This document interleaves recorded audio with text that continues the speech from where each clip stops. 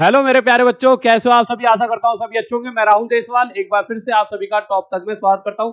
जैसा कि बच्चों आप सभी देख पा रहे होंगे और सभी को कहीं ना कहीं पता लग चुका होगा कि एनटीपीसी के फॉर्म निकल चुके हैं और इसकी डेट तो पहले ही आ चुकी थी। तो फॉर्म एनटीपीसी के निकल चुके हैं और बहुत सारा नोटिफिकेशन आया जिसके अंदर कुछ चीजों में बदलाव हुआ, जैसे एग्जाम पैटर्न वगैरह बहुत सारे बदलाव यहाँ पर देखने को मिले हैं।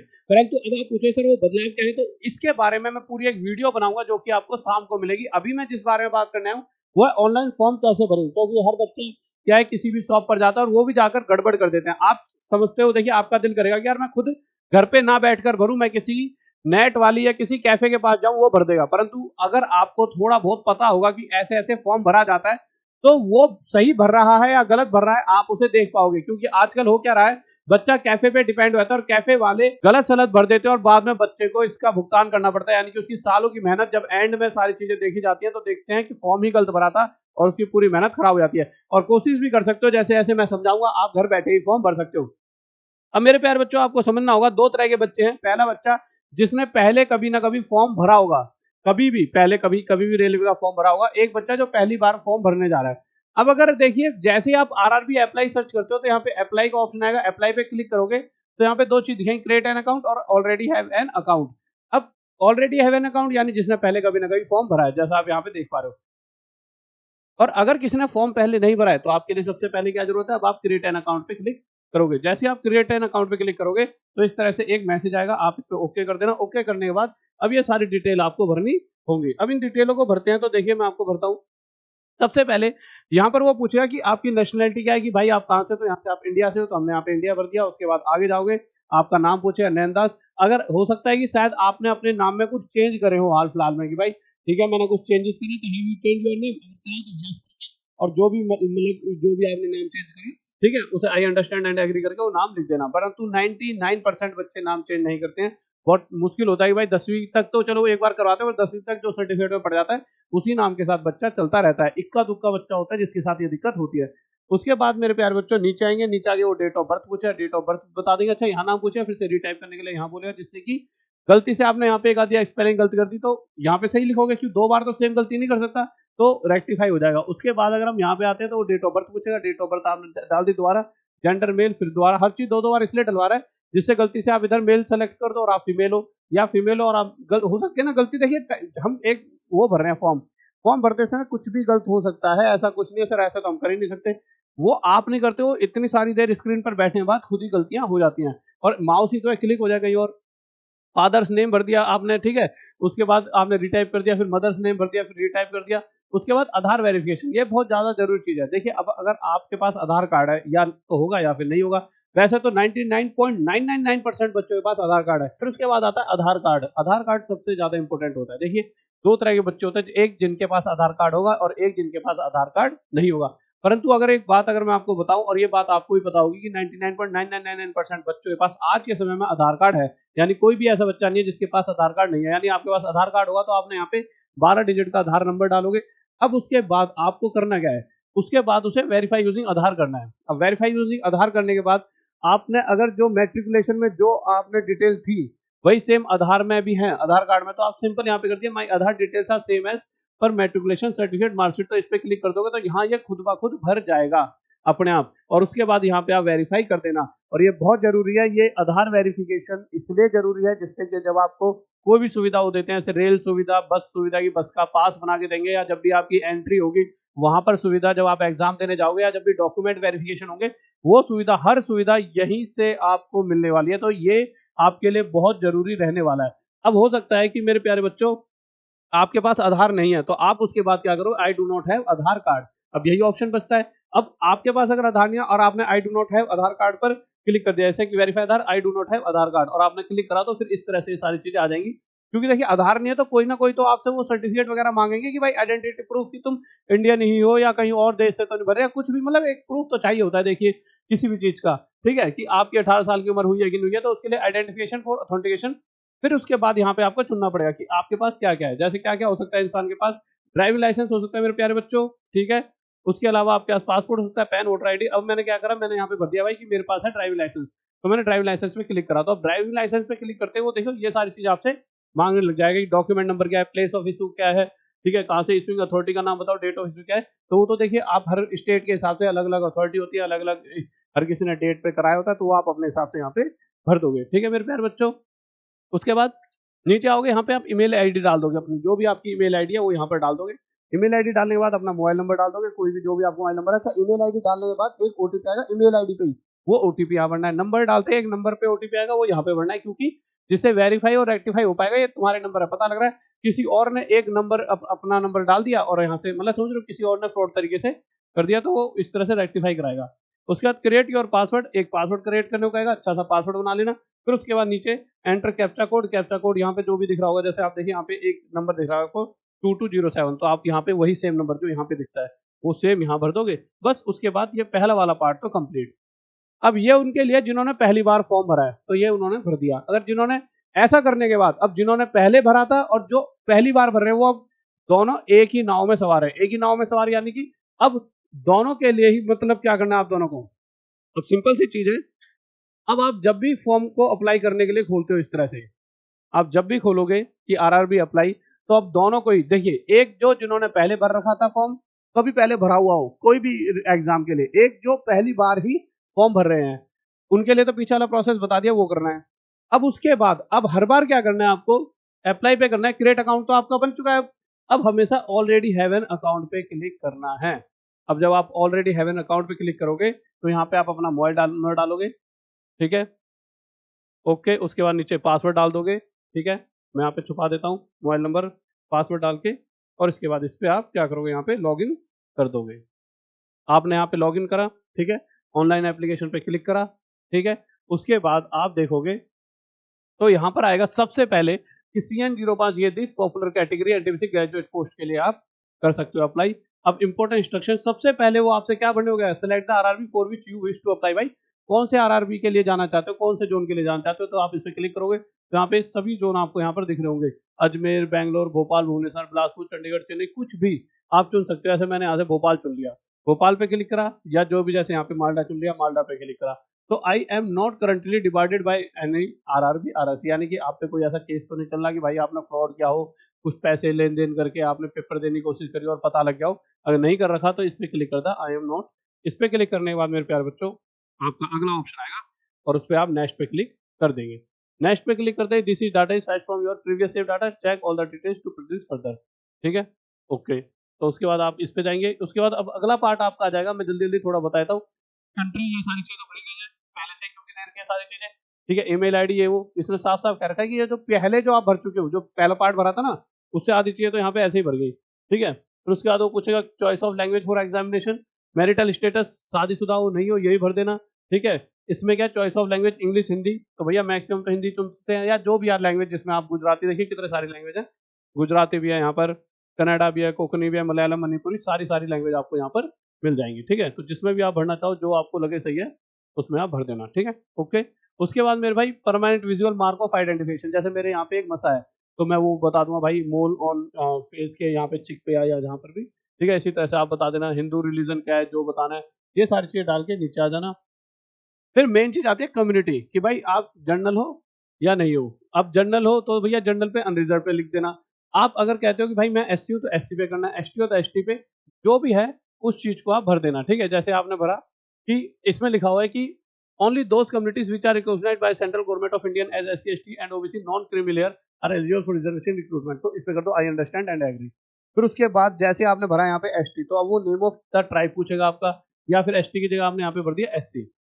उसके बाद एससी में क्या पूछेगा आपका, नेम ऑफ द कास्ट। भाई अब कास्ट क्या हो सकती है, कास्ट कुछ भी हो सकती है, जैसे आप कुछ, आप जैसे मैं यहाँ पे बोल देता हूँ जलाई, ठीक है, जैसे कुछ भी होती है, मलाहार, कुछ भी हो सकती है, बहुत सारी कास्ट होती है। जैसे कि आप ऐसे समझिए, आप कहोगे सर एससी है तो कास्ट मतलब जैसे बहुत सारे आपने जैसे ऐसे समझिए जैसे कि मैं जाट हूं पर मैं क्या लगाता हूँ मेरे भाई, देशवाल, ठीक है, तो इस तरह से, ठीक है।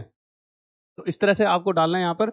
उसके बाद इशूइंग स्टेट और यूनियन टेरिटरी डालनी है आपको, और उसके अलावा अगर यहाँ पे सर्टिफिकेट नंबर डालना है आपको, डेट ऑफ इशू डालना है, ठीक है। उसके बाद issuing authority additional chief president magistrate, do you wish to avail free rail travel pass for the exam, क्या आपको फ्री ट्रैवल पास चाहिए, बिल्कुल चाहिए मेरे भाई, ये चीजें क्यों छोड़ेंगे, ये तो चाहिए ही चाहिए, ये चीजें थोड़ी छोड़ देंगे, ठीक है। तो यहाँ पर अपना डाल देना yes.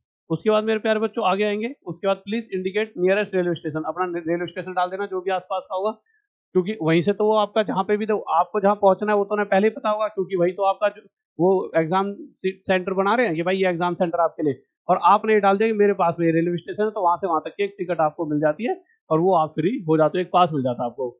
Upload your valid cash certificate, upload यहाँ पे कर देना इस तरह से करके, और अपना जो भी कास्ट सर्टिफिकेट है यहाँ पे आप अपलोड कर देंगे, ठीक है, ओके। और उसके अलावा अगर आप जर्नल हो तो सिंपल जर्नल भर देना, और जर्नल में फिर वो आपसे शायद कुछ नहीं मांगेगा, और ओबीसी वगैरह भी भरते हो तो भी आपके पास बहुत सारी चीजें मांगता है, मतलब जो भी दो, अगर जनरल हो तो कोई सर्टिफिकेट मांगेगा ही नहीं, अगर ओबीसी हो या कुछ भी हो तो एक कुछ सर्टिफिकेट तो मांगेगा, कि कैसे पता कि हाँ आप हो, और हो भी, और सर्टिफिकेट नहीं है तो भी आपकी मान्यता नहीं है भैया, आपकी वो जमीन है पर कागज आपके नाम पे नहीं है, आप कितना ही कहते रहो सरकार तो उसे मान्यता नहीं देगी ना, तो आपको ये सारी चीजें तो डालनी ही पड़ेंगी, ठीक है मेरे प्यारे बच्चों। जैसे अब मैंने जनरल से भरा, आगे गया, ये सारी चीजें मेरी पहले से यहाँ भरी आ जाएंगी, आपको बहुत सारी चीजें पहले से इसलिए भर जाएंगी क्योंकि आपने आधार वेरीफाई करा दिया, तो आधार से ये सारी चीजें लिंक है, तो वो खुद ब खुद अपने आप भर जाएंगी, इसलिए आधार वेरिफिकेशन बहुत जरूरी है। और जो आपने पहले वाला फॉर्म भरा है, जो अप्लाई में आया था क्रिएट अकाउंट, उसमें भी सारी डिटेल भर दी थी, तो अपने आप यहाँ पे डिटेल ले लेगा, ठीक है। उसके बाद आपको कुछ नहीं करना, आप यहाँ पे सेव करेंगे, और सेव करके आप इसे नेक्स्ट कर देंगे।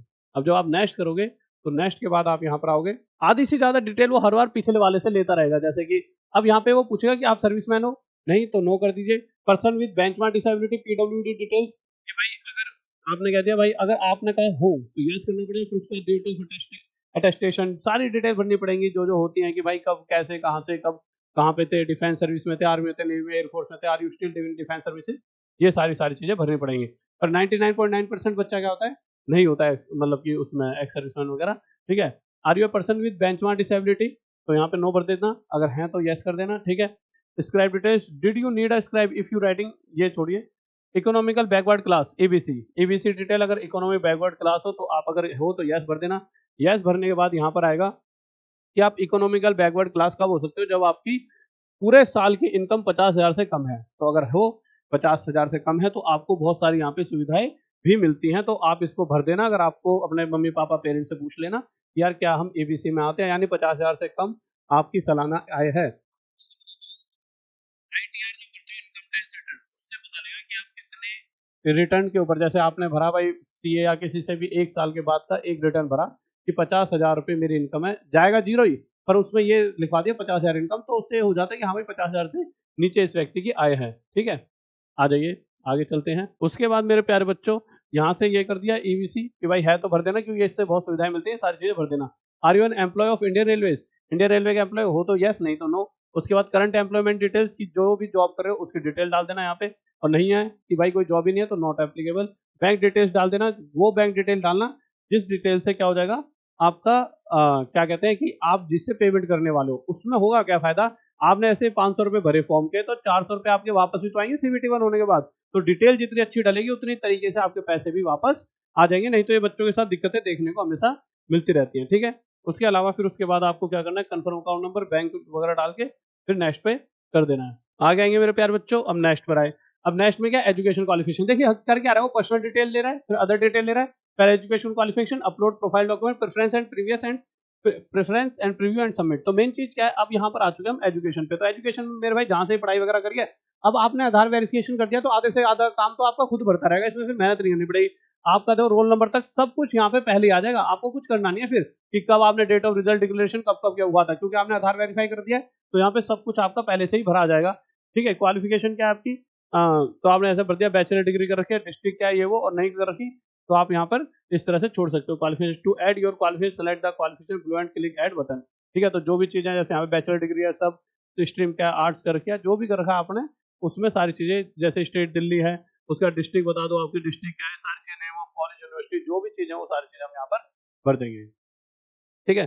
Do you have typing, typing के बारे में पूछेगा, ठीक है, कि do you have typing proficiency, तो देखिए टाइपिंग के लिए आप नो करोगे तो नो में क्या आएगा, typing proficiency is mandatory, mandatory है, क्यों मैंडेटरी है आपको मैं बताता हूँ। जो आपके अगर इसकी बात करें अकाउंटेंट असिस्टेंट कम टाइपिस्ट और सीनियर क्लर्क कम टाइपिस्ट, ये जो वैकेंसीज हैं, ये जो पोस्ट है यहाँ पे टाइपिंग वो मांगेगा ही मांगेगा, तो आपको क्या करना है, आपको लगता है यार मुझे इन पोस्टों पे जाना ही नहीं है, मुझे तो एक दो पोस्टों के लिए खेलना है जिसमें टाइपिंग मांगता ही नहीं है, तब तो टेंशन ही नहीं है। बट मेरे मानने से तो आप क्या करना ज़्यादा बेहतर रहेगा आपके लिए कि आप यहाँ पे भर के चलना यस, कि हाँ भाई टाइपिंग क्या होगा, उससे क्या होगा आप सारी पोस्टों के लिए एलिजिबल हो जाओगे।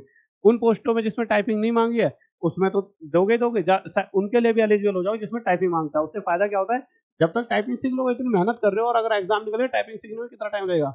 ठीक है, फिर उसके बाद अपलोड वैलिड मैट्रिकुलेशन और एसएसएलसी डॉक्यूमेंट अपलोड पे क्लिक करना और यहाँ पे अपने डॉक्यूमेंट भर देना। ठीक है, अब यहाँ पे हमने अपलोड कर दिए मैट्रिकुलेशन के सर्टिफिकेट। उसके बाद मेरे भाई अगला पार्ट आएगा कौन सा, अब क्या करना है, अपलोड प्रोफाइल डॉक्यूमेंट। जैसे अपलोड प्रोफाइल डॉक्यूमेंट पे आप क्लिक करोगे तो पिछले प्रीवियस डाटा से देखिए कितना फायदा है। पिछले प्रीवियस डाटा यानी कि आपने आधार वेरिफिकेशन कराया पहले, आपने कहीं फॉर्म फिल कर रखा है, वहां से ये सारी चीजें आ जाएंगी और यहाँ पर आपका आ जाएगा मेरे भाई कि पूरा पूरा 70 केबी की फोटो आ गई, 30 केबी से 70 केबी के बीच में फोटो होनी चाहिए। उसके अलावा यहाँ सिग्नेचर होने चाहिए, सिग्नेचर अपलोड कर दिए। बहुत सारी चीजें ऐसी जिन्होंने पहले फॉर्म भरे हैं, बहुत ईजी हो जाता है फॉर्म भरना, उनको बहुत तकलीफ नहीं होती है, पहली बार भरता है उसको ही ज्यादा परेशानी होती है। तो जो पहली बार फॉर्म भर रहा है उसे टेंशन लेनी पड़ेगी, कैफे वगैरह जाना पड़ता है। नहीं तो जिन्होंने पहले भर लिया है उन्हें किसी कैफे जाने की जरूरत नहीं है, उनका आधा काम तो पहले से ही हो चुका होता है। ठीक है, फिर उसके बाद आप यहाँ पे सेव और नेक्स्ट कर दोगे। नेक्स्ट पर जाके यहाँ पे आप प्रेफरेंस प्रीव्यू एंड सबमिट पे करोगे और आपका यहाँ से एक बार देख लोगे भाई आपने जो भी फॉर्म भरा है वो सही भरा है, कैसा भरा है, गलत गलत बस नॉर्मल चीजें, उसके बाद आपका फॉर्म भर चुका है। ठीक है, उसके बाद ये बस आपका प्रीव्यू प्रेफरेंस करेंगे और यहाँ पे सबमिट कर देंगे। हाँ, एक बात और ध्यान रखनी है, हमारी जो फोटो होनी चाहिए वो फोटो 6 महीने से ज्यादा पुरानी नहीं होनी चाहिए। और जो फोटो अगर आप देखोगे तो फोटो भरने के बहुत सारे तरीके होते हैं। जैसा कि आपको मैं बताऊं, ये गलत होता है, ये गलत होता है, ये गलत होता है, ये गलत होता है। अब आपको सर गलत और सही हम कैसे बता लेंगे, सिंपल सी ऐसे फोटो खिंचवा लेना। ठीक है, तो सही है, चश्मा लगा लिया, स्टाइल मार रखा है, जो भी चीज करोगे ठीक है वो गड़बड़ है। आपको नॉर्मल सी सिंपल सी पिक आपको खिंचवानी है। ठीक है, ज्यादा स्टाइल मत मारना, सिंपल सी ऐसी एक फोटो प्यारी सी खिंचवा लेना। कोई भी ज्यादा स्टाइल स्टाइल स्टाइल कैसे, तो इसमें तो ये बिल्कुल साफ सुथरा है पर पीछे बैकग्राउंड गलत है। इसमें बैकग्राउंड ठीक है तो बाल देखना यहाँ तक है। अब होगा क्या, किसी बच्चे ने इतने लंबे बाल कर रखा है, गलती से कटवा के चला गया तो पहचान में नहीं आएगा। इतना चश्मा लगा रखा है। ठीक है, इसकी देखेंगे तो इसकी फोटो इस तरफ पहुंच रही है, इसकी देखेंगे तो इसकी गर्दन गर्दन आ रही है, इसकी देखेंगे तो धुंधली आ रही है, इसकी भी झिलमिल सी आ रही है, इसके यहाँ लाइट सी चमक रही है, इसकी डार्क हो गई है, इसने टोपी पहन ली है, इसमें क्या सही है बिल्कुल। तो ऐसी फोटो आपको देनी है बिल्कुल, जैसे यहाँ पे इस बच्चे की है, बिल्कुल व्हाइट बैकग्राउंड है इस तरह से। ठीक है मेरे प्यारे बच्चों, तो अब आप समझ चुके होंगे कैसे फॉर्म भरना है, तो अब कहीं पर जाकर पैसे खर्च करने की जरूरत नहीं है इधर उधर फालतू जगहों पे जाके। अब सबसे मेन चीज की एक शाम को वीडियो आएगी जिसके अंदर पूरा बताऊं क्या प्रोसेस, क्या चेंज रहा है, क्या जो भी चीजों में बदलाव हुए वो सारी चीजों के बारे में आपको मैं बता दूंगा। ठीक है मेरे प्यारे बच्चों, और साथ ही साथ अगर कोई बच्चा तैयारी करना चाहता है तो हमारी टॉप तक ऐप पर फ्री आपको, जैसे कि पता है हमेशा हमारे से पढ़कर सबसे ज्यादा सिलेक्शन मतलब कहीं ना कहीं किसी जगह से हुए तो वो हमारे ही हैं। और मैथ तो सबसे ज्यादा मुझसे ही पढ़ी गई है, मतलब किसी बच्चे ने अगर सिलेक्शन लिया तो मैथ एक बार तो मुझसे पढ़ी होगी ही उसने, अगर सिलेक्शन उसका हुआ है तो। नहीं तो आप जाके पूछोगे तो आपको पता लग जाएगा। आपके साथ साथ आपके प्यार और मोहब्बत से एक तो हमने कॉलेज खोल दिया है जिसके अंदर BEd, BPEd, BA, D pharma, MA, BSc, DElEd, MEd कराते हैं हम। उसके अलावा मेरे प्यारे बच्चों अगर आप देखोगे तो आप यहाँ पर जाइए गूगल फॉर्म में, और गूगल फॉर्म में जाके जो भी चीज करनी है आप भर सकते हो और सबमिट कर देना। और उसके अलावा मेरे प्यारे बच्चों हम आप सभी को एक फ्री ई बुक दे रहे हैं जिसको पढ़कर आप सिलेक्शन ले पाओगे अपने किसी भी रेलवे एग्जाम में। तो आपको करना क्या है, बुक एंड प्रेफरेंस पे जाना है, इस पे क्लिक करना है, दूसरा स्टेप है यहाँ पर उस बुक को, मतलब ऐसे फ्री है पर 11 रुपए ऐप के चार्जेस है। उसके अलावा हम आपको एक तेजस बैच दे रहे हैं जो बहुत ही कम प्राइस में। ठीक है, ओके बाय, जय हिंद जय भारत। इस वीडियो को सभी के साथ शेयर कर दीजिए। जो बच्चा अपना पैसा खराब करता है कैफे में जाकर, वो अपने घर पे ही भर सकता है कैफे वालों से ज्यादा अच्छा। कैफे वाला बस टक टक टक करेगा, गलती होगी तो हो गई, आप 10 बार उसे देखोगे और अच्छा भर पाओगे। जय हिंद जय भारत सभी को।